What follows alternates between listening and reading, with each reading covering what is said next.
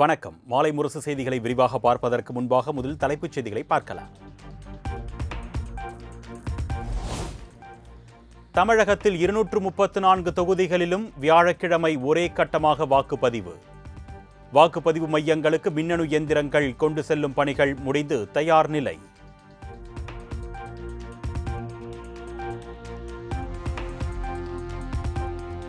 ஜனநாயக கடமையாற்ற சொந்த ஊர்களுக்கு படையெடுக்கும் பொதுமக்கள்.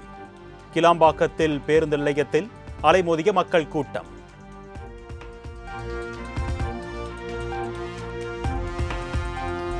தமிழ்நாடு சட்டமன்ற தேர்தலை முன்னிட்டு பாதுகாப்பு பணியில் 1,20,000 போலீசார் குவிப்பு. தேர்தல் பணிகளுக்காக 3,60,000 அரசு ஊழியர்கள் ஈடுபடுத்தப்பட்டிருப்பதாக தகவல்.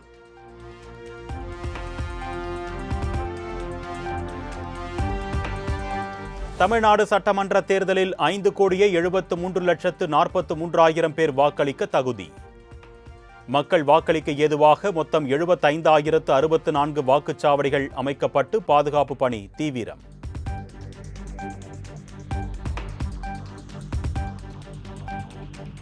தமிழக சட்டமன்ற தேர்தலில் ஆளும் திமுக, அதிமுக, நதக, தவேக இடையே 4 முனை போட்டி. பரபரப்பாக நடக்கும் ஜனநாயக திருவிழாவில் 4,023 வேட்பாளர்கள் களம் காண்கின்றனர்.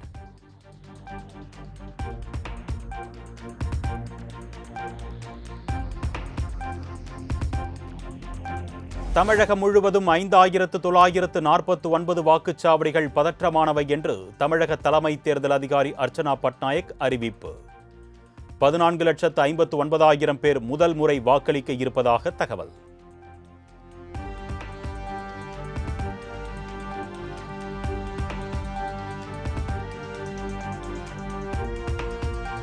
இரண்டாயிரத்து 26 சட்டமன்ற தேர்தலையொட்டி தலைமை தேர்தல் அதிகாரி அலுவலகத்தில் கண்காணிப்பு கட்டுப்பாட்டு அறை அமைப்பு.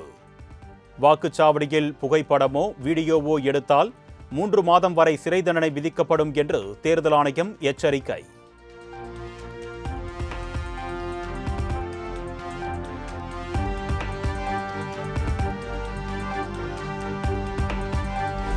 திமுக மற்றும் கூட்டணி கட்சி வேட்பாளர்களுடன் முதலமைச்சர் மு.க. ஸ்டாலின் காணொலி காட்சி மூலம் கலந்துரையாடல். நாளை வாக்குப்பதிவு நடைபெறவுள்ள நிலையில் திமுகவினர் விழிப்புடன் இருக்க வேண்டும் என்று அறிவுறுத்தல்.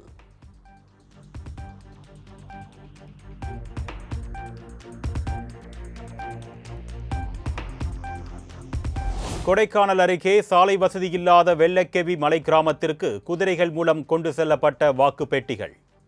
துப்பாக்கி ஏந்திய துணை ராணுவ படையினர் மற்றும் தேர்தல் அதிகாரிகள் வாக்குப்பதிவு இயந்திரங்களை கொண்டு சென்றனர்.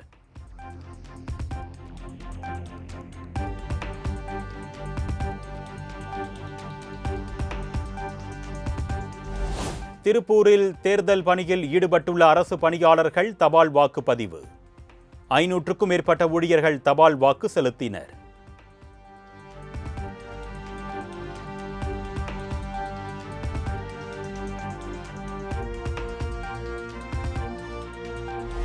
அரசியல் கட்சியினர் தரும் புகார்களின் மீது உடனடியாக நடவடிக்கை எடுக்கப்படுகிறது.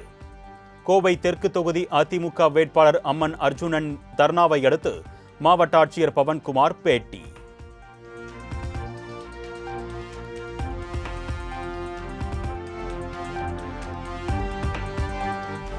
தருமபுரி மாவட்டம் பாலக்கோடு அருகே தேர்தல் வாகனத்தை உள்ளே செல்ல விடாமல் தடுத்து நிறுத்தி கிராம மக்கள் போராட்டம்.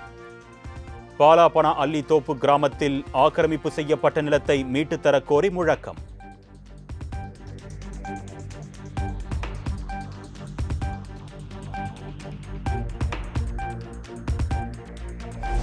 கரூர் மாவட்டம் புலியூரில் தனியார் தோட்டத்தில் 52 குக்கர்கள் பறிமுதல்.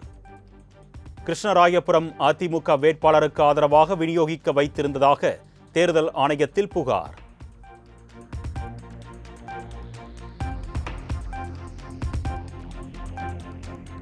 தமிழக தலைமை தேர்தல் அதிகாரிக்கு தமிழக வெற்றிக் கழக தலைவர் விஜய் கடிதம்.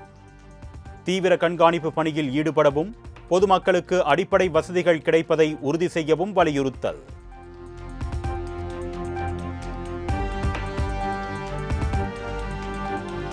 புதுக்கோட்டை அருகே பேருந்து நிலையத்தில் காத்திருந்த இளம்பெண் காரில் கடத்தப்பட்டதாக புகார். பெண்ணை கண்டுபிடித்து தர வலியுறுத்தி உறவினர்கள் சாலை மறியலில் ஈடுபட்டதால் போக்குவரத்து பாதிப்பு.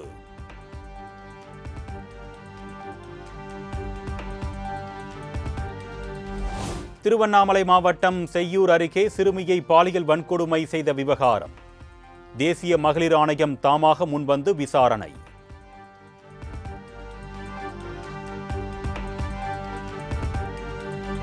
கடலூர் மாவட்டம் வடலூரில் வீடு ஒன்றில் அடுத்தடுத்து 2 சிலிண்டர்கள் வெடித்து விபத்து.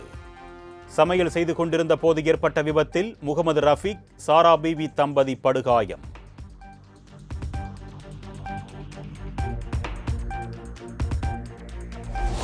இரணியத்தீவு அருகே கடந்த 9ஆம் தேதி கைது செய்யப்பட்ட தமிழக மீனவர்கள் 14 பேர் விடுதலை.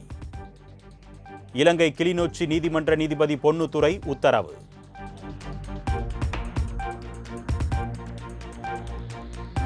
மேட்டுப்பாளையம் அருகே பிளாஸ்டிக் குடோனில் பயங்கர தீ விபத்து. தீ மலமளவென பரவி கொழுந்துவிட்டு எரிந்ததால் விண்ணை முட்டும் அளவுக்கு வெளியேறிய புகை மண்டலம்.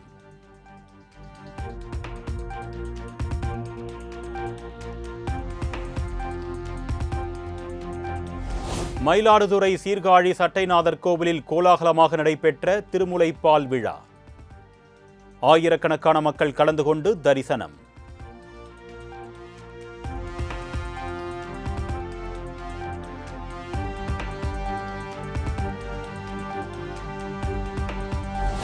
நீட் தேர்வுக்கான ஹால் டிக்கெட் வருகின்ற 26ஆம் தேதி வெளியிடப்படும்.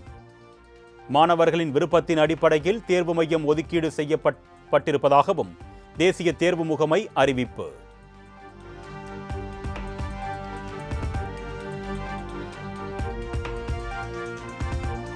நான்கு முனை போட்டி நிலவும் மேற்கு வங்கத்தில் முதற்கட்டமாக 152 தொகுதிகளில் நாளை வாக்குப்பதிவு.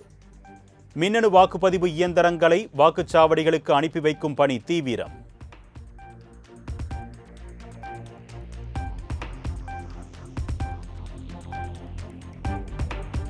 ஜம்மு காஷ்மீர் மாநிலம் பகல்காமில் பயங்கரவாத தாக்குதலின் 1ஆம் ஆண்டு நினைவு தினம் அனுசரிப்பு.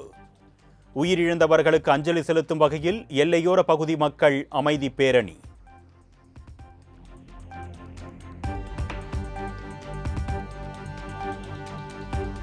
உத்தரப்பிரதேச மாநிலம் சுல்தான்பூரில் பூர்வாஞ்சல் விரைவு சாலையில் தரையிறக்கப்பட்ட விமானப்படை விமானம்.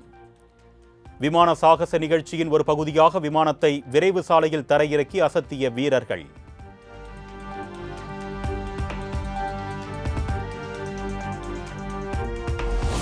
தனது வாக்கு வங்கியை வலுப்படுத்திக் கொள்ள ஊடுருவல்காரர்களுக்கு மம்தா பானர்ஜி அடைக்கலம்.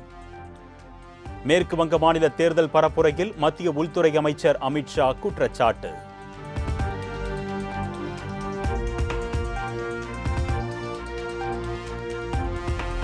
வீட்டு உபயோக எல்பிஜி விநியோகம் சீராக உள்ளதாகவும் விநியோகத்தில் எந்தவித தட்டுப்பாடும் இல்லை.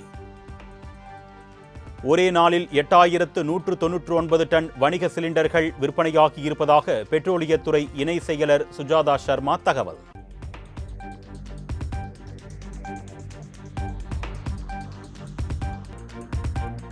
பெல்ஜியத்தில் கார் பந்தயத்தில் பங்கேற்று 2ஆம் இடத்தை பிடித்து சாதனை படைத்த நடிகரும் ரேசருமான அஜித் குமார் சென்னை திரும்பினார். நாளை சட்டமன்ற தேர்தல் வாக்குப்பதிவு நடக்கவிருக்கும் நிலையில் வாக்களிப்பதற்காக வந்தடைந்தார்.